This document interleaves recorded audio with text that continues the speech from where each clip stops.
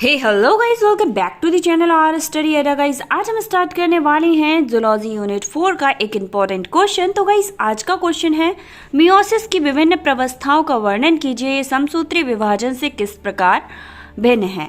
English में question पूछा जाए तो आप इंग्लिश में देख लीजिएगा। एंड गाइस ये इंपॉर्टेंट है बीएससी फर्स्ट सेमेस्टर के लिए, तो देख लीजिए कि एग्जामिनर किस किस तरीके से आपको इस क्वेश्चन को पूछ सकता है। नेक्स्ट है, समसूत्री तथा अर्धसूत्री कोशिका विभाजन की तुलना कीजिए। ठीक है, इसमें भी वैसे आपको तुलना ही करनी है। नेक्स्ट है आंसर। तो गाइस आंसर आपका सेम ही रहेगा, क्वेश्चन आपसे इन दोनों में से कोई सा भी पूछ लिया जाए।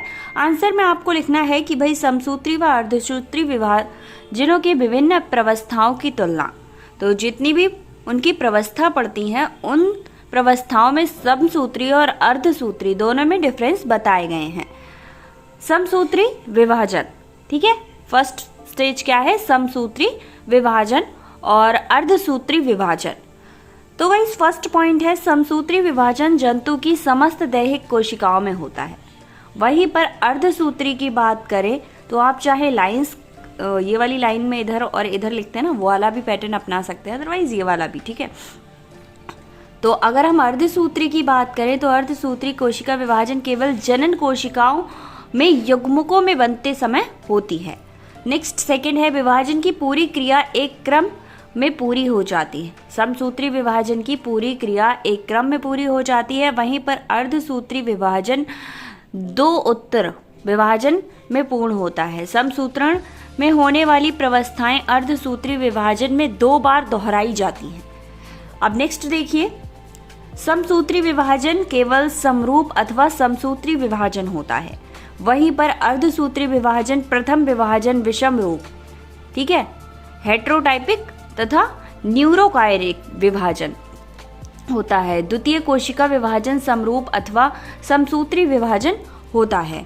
गाइस इसके साथ हम नेक्स्ट पर बढ़ेंगे। तो नेक्स्ट हमारा है प्रूव, जैसे आपकी स्टेज आने लगी, आपको स्टेज भी एक्सप्लेन करनी है और डिफरेंसेस भी, तो आप स्टेज बाय स्टेज एक्सप्लेन करेंगे, ठीक है, हेडिंग डालकर, ताकि आपको इजी हो और एग्जामिनर को भी समझने में इजी हो। तो पूर्वावस्था या फिर प्रोफेज कह सकते हैं आप इसको। तो इसमें आपका 4th पॉइंट बनता है, प्रोफेज के पूर्ण होने में अपेक्षाकृत कम समय लगता है, किसको, समसूत्री विभाजन को, और प्रवस्था में भिन्नता नहीं होती। वहीं पर अर्धसूत्री प्रथम प्रवस्था अपेक्षाकृत काफी अधिक समय में पूर्ण होती है, और लेप्टोटीन, जाइगोटीन और पैक्टिटीन, डेल्टोटीन और डाइकेनेसिस आदि अवस्थाओं में भिन्नता होती है।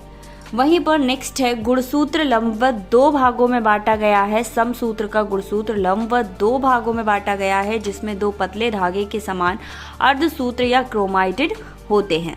वहीं पर अगर हम अर्धसूत्री की बात करें तो पूर्वावस्था या प्रोफेज के आरंभ में गुणसूत्र लंबाई में बांटा नहीं होता, किंतु एक धागे के समान होता है।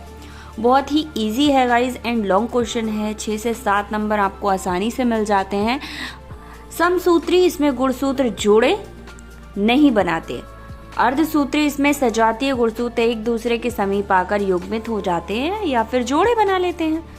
नेक्स्ट है, समसूत्र क्रोमाइड्स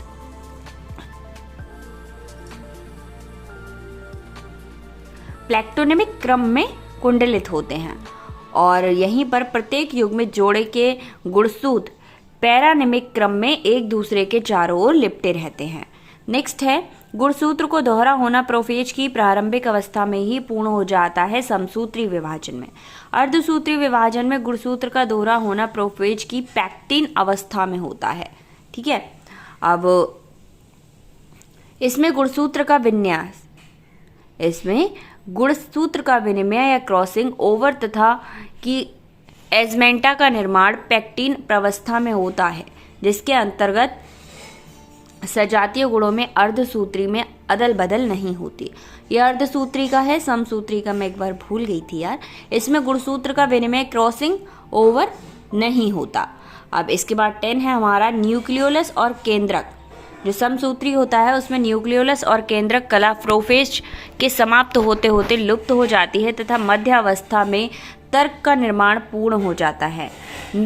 इसी में अर्धसूत्री की बात करें तो न्यूक्लियोलस एक केंद्रक कला प्रोफेज के अंतिम अवस्था डाइकेनेसिस में लुप्त हो जाते हैं तथा तर्क का निर्माण पूर्ण हो जाता है।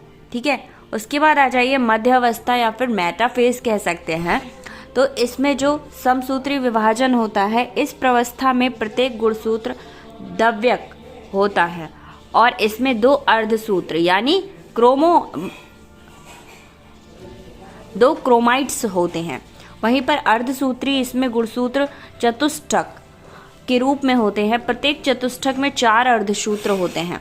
ठीक है, उसके बाद नेक्स्ट है हमारा प्रत्येक द्वयक में सेंट्रोमियर्स मध्यवर्ती पट्टी, ठीक है, तथा भुजाएं छोर की ओर उन्मुख रहती हैं।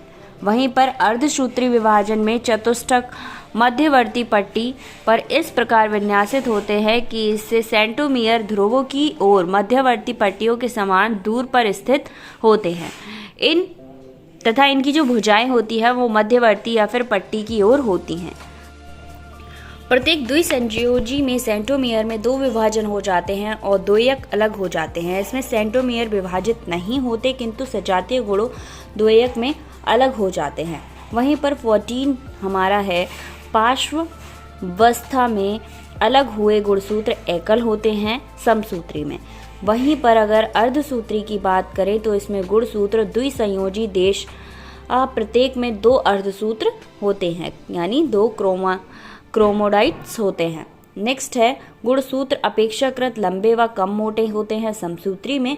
अर्धसूत्री में गुणसूत्र छोटे तथा काफी मोटे होते हैं।